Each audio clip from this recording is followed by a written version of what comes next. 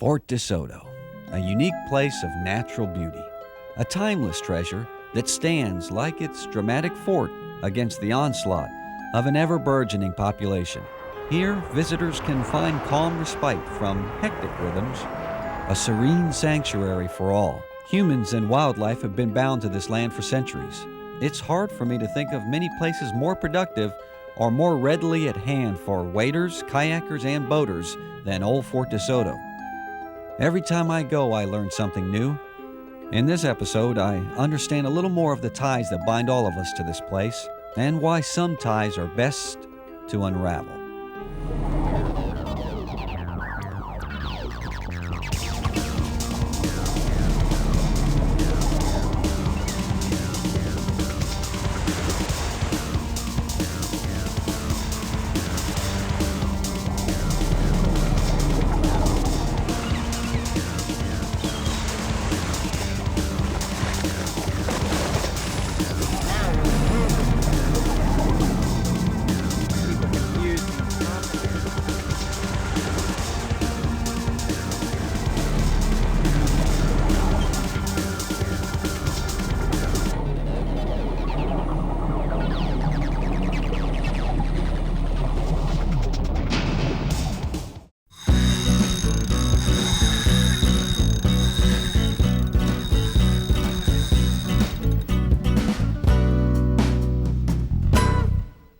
On a recent scouting trip to DeSoto for this episode, I ran into an unexpected event that would affect me personally.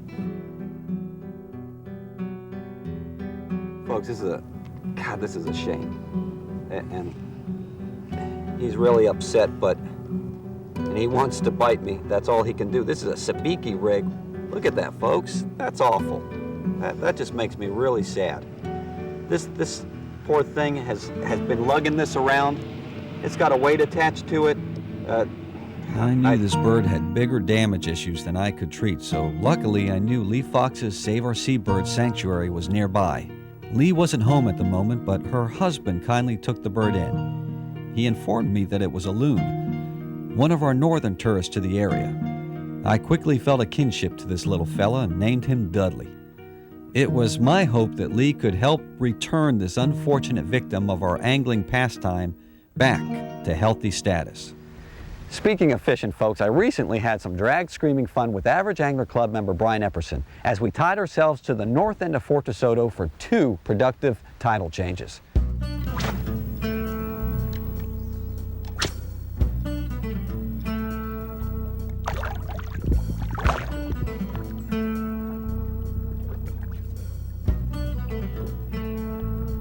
All right. Good start.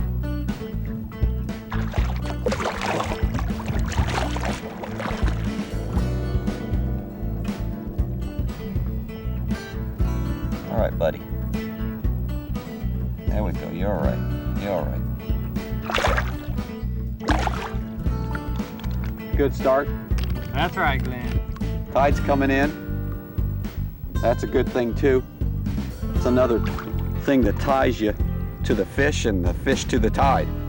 Fish like to come in on the tide, they like to move out on the tide, looking for stuff to eat. We're on a typical flat, a lot of nice, healthy grass, and those reds are coming up in, prowling about, trying to find some food, and we're trying to find them. Whew. He's putting the heat on now.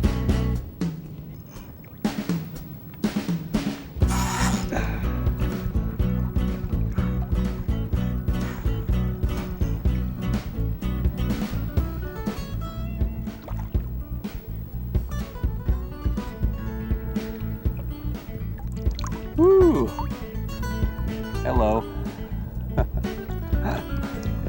Pretty fish, Bri. Look at that. I switched to the gold dart. The gold dart sometimes gives a little bit more action than the RT slug that I was using.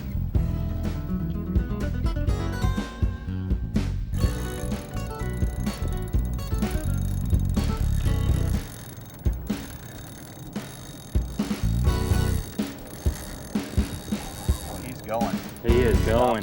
He is not ready. I haven't seen him. He's going to come up. He's getting wore out.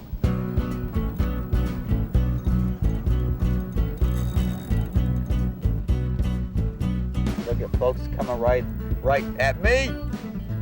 There you go. There we go. All right. Hold your rod. Alrighty. Came right to us. I thought he still had some fight in him. Yeah, There you go. That's a good way of holding that, folks. Hold this fish instead of vertical, horizontal, and distribute the weight all along the fish. If you've heard a lot about that, well, you're hearing it again. That's the correct way to do it, and they'll be ready to go. Go ahead, Brian. I think the water's clear enough to see it. Alrighty. Let this guy go. Oh yeah, he's ready. That's all right, buddy. We ain't gonna do anything. Let's see. Wet my hand, folks. That's a gator trout. That is a gator trout, folks. Woo!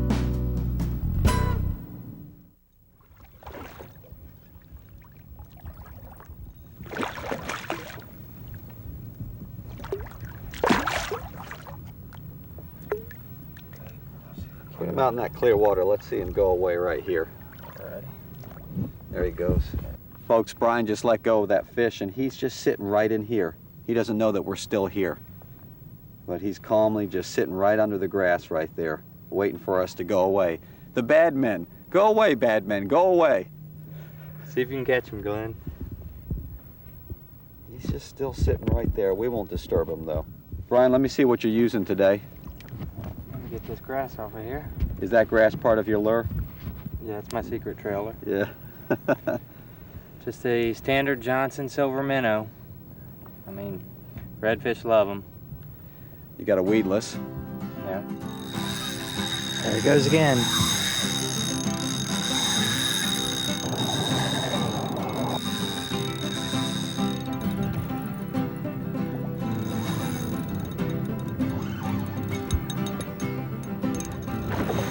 Whoa.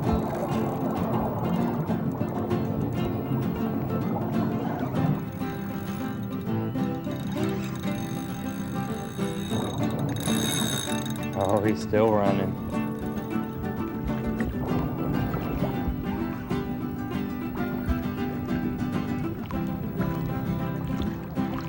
This guy. All right.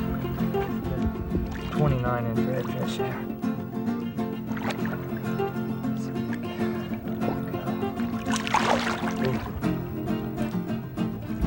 All right.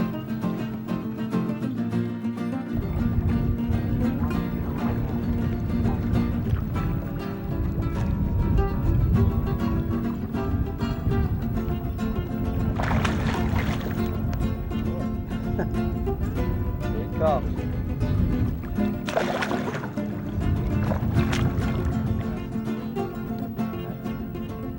A little bit over a rat red. He's drumming.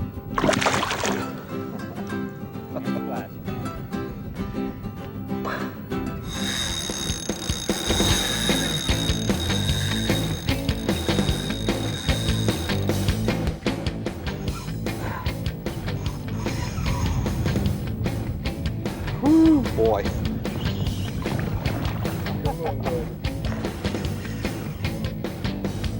He's just going, folks. Here's 3D right there. That's a nice one. Look at it. We're on a different tide right now, folks. Tide's going out.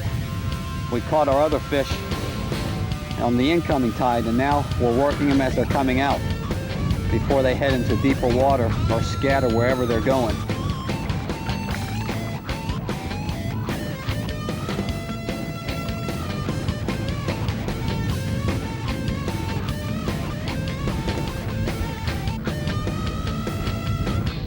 Look at that boy. I switched from gold to like a measles color. I know. Hold on. There you go. All right, folks. Got that hook out pretty easy. God, I love these big reds. Look at that bulldog train. All right. You ready? Come on. There he goes. There he goes. Salute.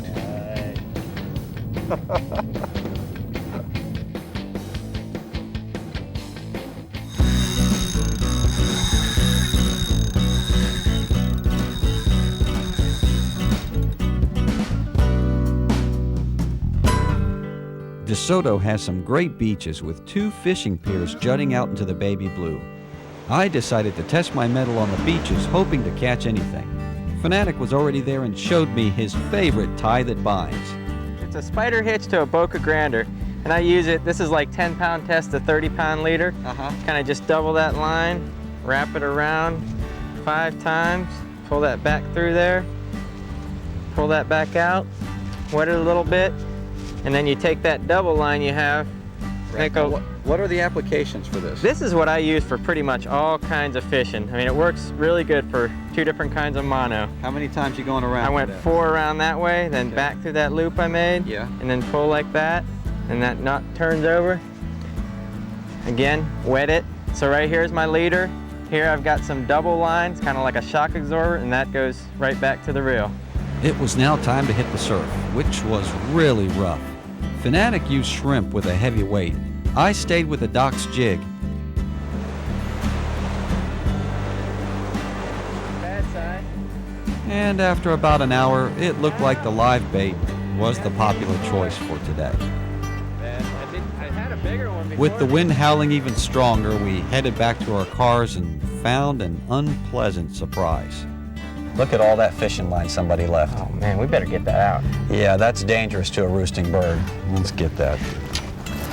Sweet mother of pearl, this is a big mess. Oh man, we might have to get some help. What, Fanatic, we don't need help. We can get all of this off. Help! A little help here. How are we gonna get out of this? You got teeth, don't you? Start gnawing. I've only been here like 4 or 5 hours. More like a minute and a half. Stay calm. I just don't want to end up like him.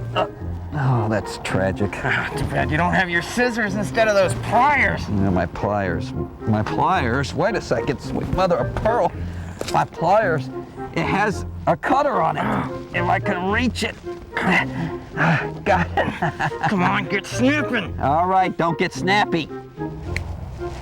X-Tools pliers. Fanatic, this will even cut through 8-pound braided line. You sound like a commercial. Speaking of which, we've got a commercial coming up. But before we go to that, folks, here's a few places where you can dispose of this old line safely. Not me. The places. We're showing it right now, Fanatic.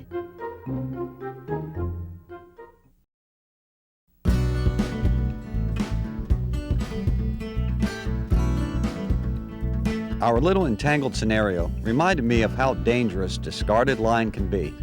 So I decided to go see how my feathered pal Dudley was doing. Arriving at Lee Fox's Save Our Seabird Sanctuary, I saw how limited her space for the birds really is. And unfortunately, Lee is the only one that lives in close proximity to Fort DeSoto and its injured birds. You're it, Lee. Right here. And once they come in and we can rehab them, we can release them off the dock and they'll go right back to where they came from. Let's talk about the one specific bird, and I've named him Dudley, and that's the loon. It had to go through surgery, right? She had a hook down her throat. We were able to get it out. She is right now resting. She's doing okay. She's got a 50-50 chance. Her weight is not good, which is a strike against her, and we're hoping that she'll survive it. Can't really go on land, can it? No, they're not. They're strictly water birds, seabirds. They nest on the water. They raise their young on the water. They don't normally come on land because their legs, as you can see, are set so far back on their bodies that they're top heavy. We have to put them on foam rubber because their breastbone and their breast muscle will get bruised, and that will give them another problem. Tell me a little bit about your organization. We've been in existence for 13 years now, right here on Tierra Verde. We've developed an oiled wildlife response program. We've done a lot as far as signage is concerned to address the issue of not feeding birds. Signage around the area. Around Pinellas, Hillsborough, and Manatee County, in order to address the issue of people cutting them on a filament line once they snag a bird. Lee, I think a lot of people are intimidated by birds, especially when they have to bring one in after hooking it. And a lot of people just want to just cut the line and let it go, but that's the worst thing they could do. What's the proper thing for birds when you've got them hooked? Try to get that bird to you very quietly and slowly. He won't know what's going on if you do it slowly. Once you get the bird close to you, cover his head with either a hat or a shirt so he can't see you. They seem to quiet down if they don't see you. You're able to cut the line and cut the hook out. You got to push the barb through, cut the barb off, and then back the hook out. This blue heron obviously didn't have such humane treatment. Lee's gallery of unfortunate birds was almost too much to bear. This fella here stayed hanging for days, given up for dead until a passerby luckily noticed it blinked. Other birds weren't so lucky. Some died from malicious acts. These are bullet holes. Even flower pots have been used for abusive intent. I bet this fella's glad to see there are also compassionate examples of our species out there. Lee also showed me the usual tangle of lines, hooks, and sinkers. But a shoe found in one bird's throat was just plain amazing. Here's my favorite bird at the sanctuary. Stevie's been blind for 10 years. The victim of someone's rage. He was thrown out in the road in front of a passing truck. This resilient bird, by surviving a terrible mishap, has helped us humans see the light.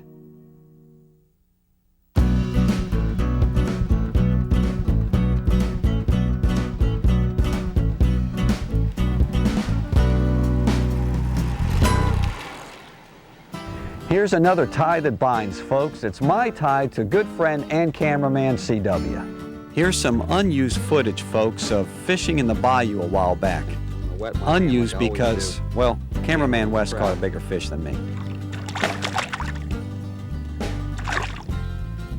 Get a little fish that big make such a big pool.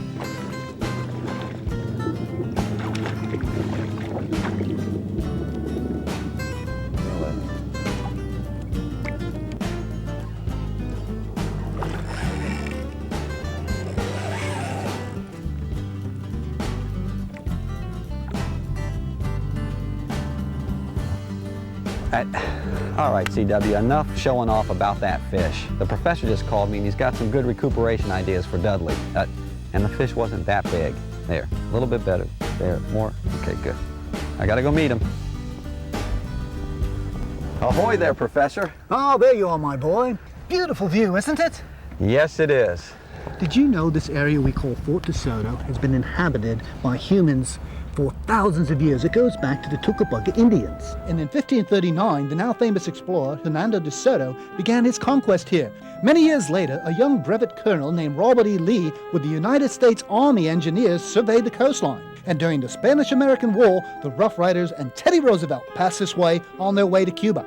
On May 10th of 1900, Fort DeSoto was completed, on time and under budget. During World War II, the area was used as a bombing range. After the war, Molokai was sold back to Pinellas County, and on May 11th of 1963, Fort DeSoto Park was officially dedicated. Yeah, it seems like we've had ties here for quite a long time, Professor. Fort DeSoto is a popular destination, and your loon, Dudley, probably made the treacherous trip from way up north to down south many times. Speaking of which, I know you're quite concerned about the little fellow's welfare, so that's exactly why I called you. So I might suggest that you take something to the sanctuary that might better suit your loon's water requirements. Well, right now, from what I understand, he's recuperating on foam rubber. Well, how about a kiddie pool? Ah. Just fill it with water and your loon will go absolutely loony. Have you ever heard the call of the loon? It's quite exquisite. Professor, I think visiting hours are over, but thanks for the kiddie pool suggestion. You might want to learn this call, my boy. You are Dudley's adopted papa.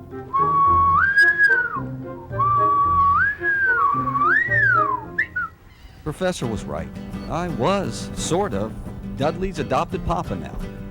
Speaking of parents, here's the email bucket and a rare pic of me and my dad with his recent proud catch of an Ozello Red. Next up is Average Angler Club member Steve Petrowski with a nice line sider caught the first day of spring on a pinfish. Next up is special highlight footage of Average Angler Tackle Box Club members. This is on a recent cleanup outing at the Cross Bayou. The members and cameraman Uncle Timmy braved difficult, muddy conditions and pulled out 850 pounds of trash. Way to go, guys and gals. That is a lot of dedication. Lee, look what I got you. Look, it's a pond. It's for Dudley. He doesn't need the foam rubber anymore. What do you think? Very nice. Unfortunately, Dudley did not make it. I'm sorry. She gave up. She crashed about 2 days later. Huh. I'm sorry, but you know, we could use this for other birds. We get birds all the time, and we'll be getting a lot more loons with the season of April coming up, and this will come in handy for them. I'm sorry. Yeah, sure. Lee, there you go.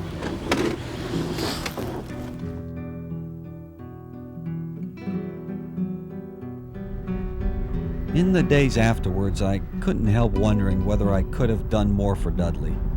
Did I do enough? On my end. Lee would tell me to just get the word out. For if we all are conscious of our actions and treatment of the wildlife that share these waters, then there would be no need for regret or second thoughts. Beautiful Fort DeSoto.